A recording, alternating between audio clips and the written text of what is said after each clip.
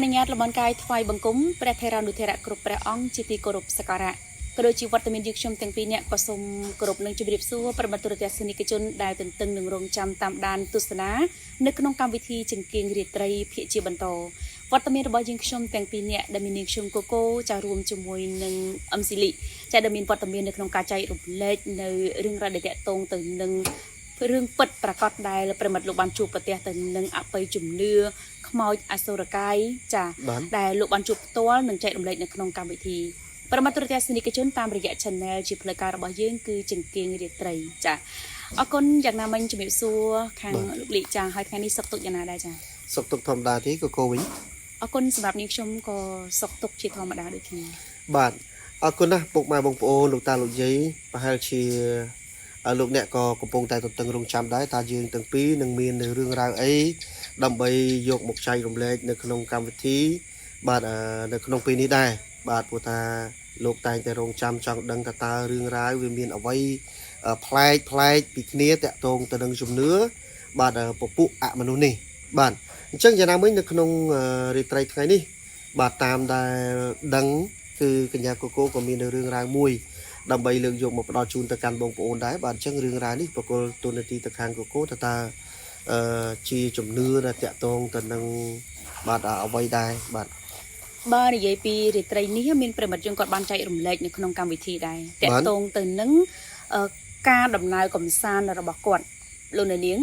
ចាប្រិមត្តរបស់យើងគាត់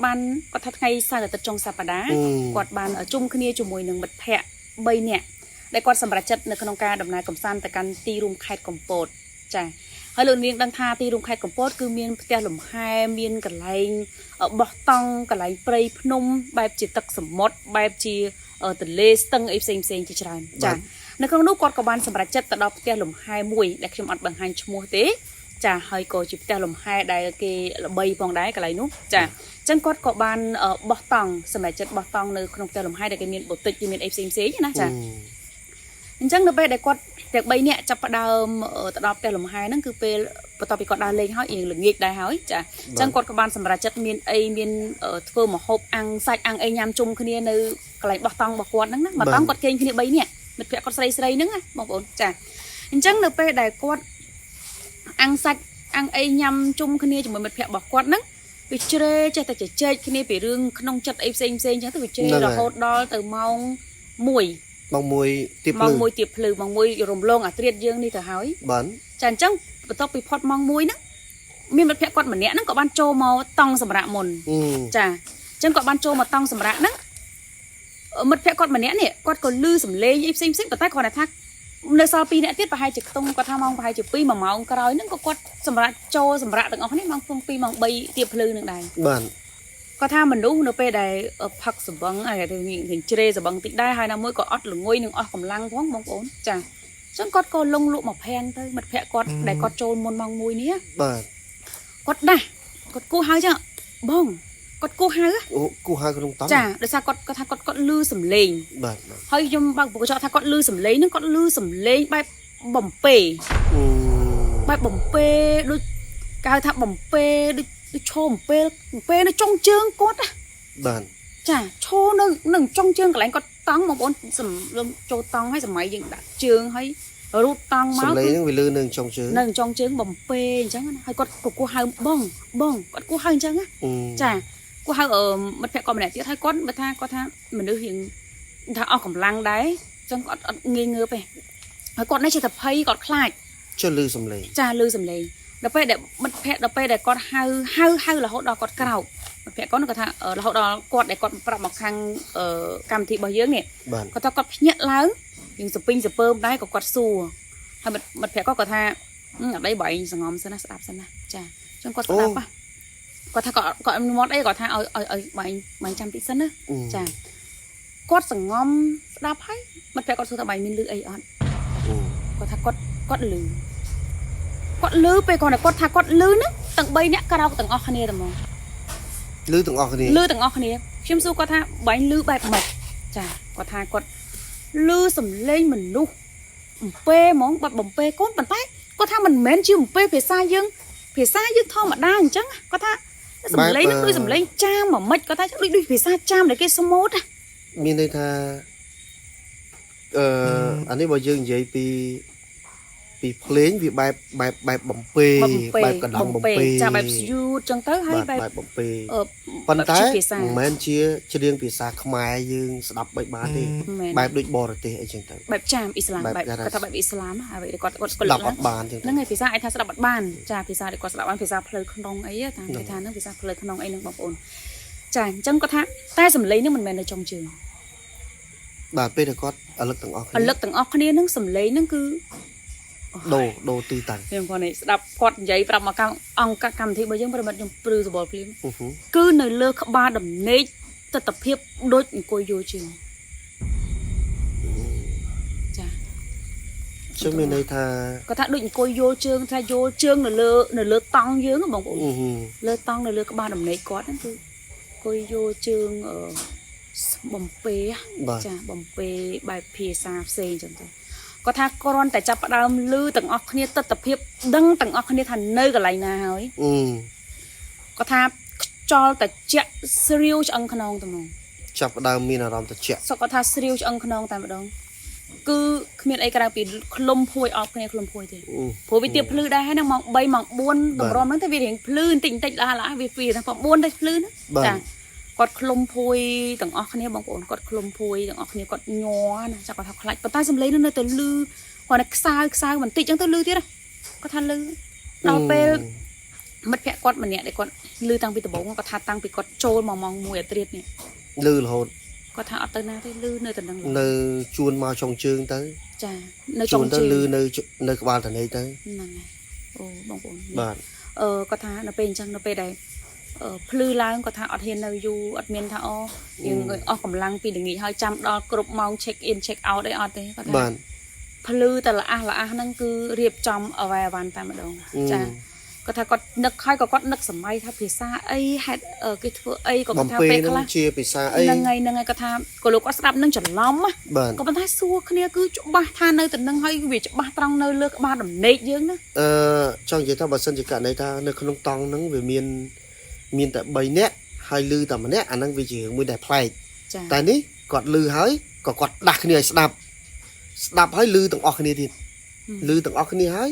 វាលឺដូរទីតាំងទៀតមានន័យថាបើយើងនិយាយមួយម៉ាត់ទៅមានន័យថាសំឡេងនេះវាដូចមនុស្សជួនទៅក្បាលតនេកទៅជួនកាលមកចុងជើងទៅជួនកាលទៅយើងបែបឲ្យលឺលហិតិចចាបើយើងនិយាយទៅថាដូចនៅកន្លងជុំវិញតង់អញ្ចឹងចាតាមស្ដាប់សាច់រឿងរបស់គាត់ណាស្ដាប់សាច់រឿងគាត់ឲ្យគាត់ផ្ដល់មកហ្នឹងខ្ញុំគិតថាវាដូចវិញ្ញាណហ្នឹងនៅកន្លងជុំវិញតង់ចាយើងអត់ដឹងថាតើកើតហេតុអីដំបូងឬក៏យ៉ាងណាយើងអត់ដឹងទេណាទីតាំងហ្នឹងឬមួយក៏តង់នឹងមានហេតុភេទអីកើតឡើងយើងពិតជាអត់ដឹងទេប៉ុន្តែយើងដឹងប្រិមត្តទូទស្សនិកជនរឿងនេះមិនមែនយូរទេកើតហេតុនេះទៅតែនៅក្នុងឆ្នាំ2025ខែឧសភាយើងនេះទេចាយើងបញ្ជាក់ខែអញ្ចឹងថ្មីហ្នឹងតែម្ដងចុងខែឧសភាយើងនេះប្រិមត្តចាថ្មីមែនតើថ្មីសិតស្រឡាងតែម្ដងគាត់ថារហូតដល់ពេលហ្នឹង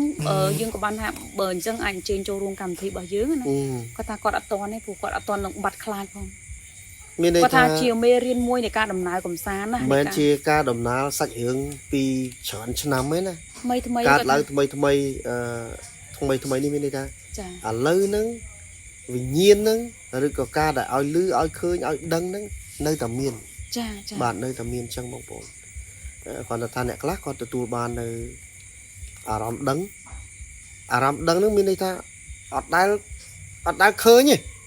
ប៉ុន្តែទទួលអារម្មណ៍បាទទទួលអារម្មណ៍ហ្នឹងមានន័យថាលើឧទាហរណ៍ថាគាត់ចូលទៅក្នុងផ្ទះចាស់មួយគាត់ណាអ្នកដែលទទួលអារម្មណ៍ឬក៏អ្នកគេឲ្យដឹងជាអារម្មណ៍ចូលទៅក្នុងផ្ទះចាស់មួយព្រឹបគាត់ថាគាត់ដើរពុកគាត់ថាជ្រុងនេះដូចមានមនុស្សនៅប្រអួចតែអត់ឃើញទេគាត់អត់មានឃើញទេប៉ុន្តែគាត់ដើរចូលផ្ទះចាស់នោះគាត់ថាមានមនុស្សនៅប្រអួចខ្ញុំព្រឺក្បាលមែនទេគាត់និយាយប៉ុណ្ណឹងព្រឺក្បាលព្រាមអ្នកទទួលអារម្មណ៍គឺបែបហ្នឹងបងប្អូនគឺបែបហ្នឹងជួនកាលទៅគាត់ដើរទៅគាត់ដឹងចុះក្រែនេះគាត់សួរមកគាត់ថាក្រែហ្នឹងពីណាគេនៅដែរគាត់ចូលទៅផ្ទះចាស់របស់គេមួយណាចាអញ្ចឹងគេប្រាប់អ្នកខ្លះគាត់នៅស្រុកហ្នឹងគាត់ដឹងក្រែហ្នឹងមុននឹងវិញ្ញាណមានតែខ្មោចផ្ទះហ្នឹងមានប្រវត្តិអញ្ចឹងណាអញ្ចឹងគាត់ចំណាំតែអង្គុយចុងក្រែហ្នឹងអញ្ចឹងអ្នកហ្នឹងទទួលអារម្មណ៍ព្រាមគាត់ដឹងហ្មងគាត់មានអារម្មណ៍ថាចូលទៅចាប់អារម្មណ៍ក្រែហ្នឹងជាងគេចាប់អារម្មណ៍ប្រអួចហ្នឹងជាងគេចាប់អារម្មណ៍ ai chả đá láng nâng chuyện kì bà đã nâng cái là tôi đòi ở rõm cứ đăng mà còn là đá tới cứ đăng này mà đâu bà tôi đăng mũi thiết đăng bài sầm lên đôi phụ quạt mình chứ bà chẳng phụ quạt mình chẳng đăng đầy sầm lên mi đây ta thầm ta ai lư sầm lên nhỉ ở tia ta kê tới lư sầm lên bầm pê lư sầm lên sầm rập chương đá prop prop prop prop lư sầm lên cua tong bà lư sầm lên tè đay lư sầm lên cho chơi cái này chẳng tầng anh nâng ca ao đăng chi sầm lên còn ta ăn khơi như rục hiệp ấy còn ta mua chấm nôn tiết đung vì nhiên tầng on ấy ai khơi chỉ rục hiệp mà bên đây ta chỉ can niệm mất chẳng niệm mất đôi chả sẽ đáy nè là còn khơi còn là chỉ dây mà nè chỉ ta mà nè đá ọt khla chứ khơi chỉ lột đi muốn ta khla tới khơi máu bài bả bài đôi được nông rương chứ bản chẳng khơi máu bài cả tới khơi tới bài slot chẳng ở đôi cái này phần ta ai khơi chỉ rục hiệp được cái này anh ấy cứ bẹ pon cho môi nâng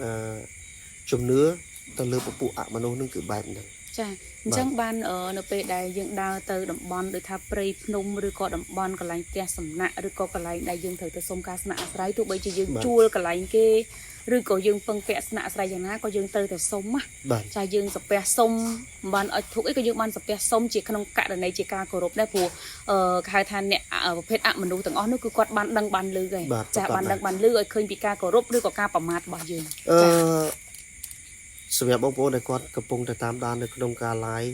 បាទវគ្គនេះបាទអញ្ចឹងរឿងរ៉ាវដែលកូបានផ្ដល់ជូនយើងសូមបញ្ចប់ត្រឹមប៉ុណ្្នឹងប៉ុន្តែកុំភ្លេចចូលទៅតាមដាននៅវគ្គបន្តមួយទៀតខ្ញុំបាទមានរឿងរ៉ាវមួយគឺពាក់ព័ន្ធទៅនឹងការទៅបោះតង់ដែរប៉ុន្តែរបស់បងប្អូនដែលគាត់ជាអ្នក rider អូអ្នកដើរព្រៃដែរជាងពិតបោះបងជិះម៉ូតូធំបាទអាហ្នឹង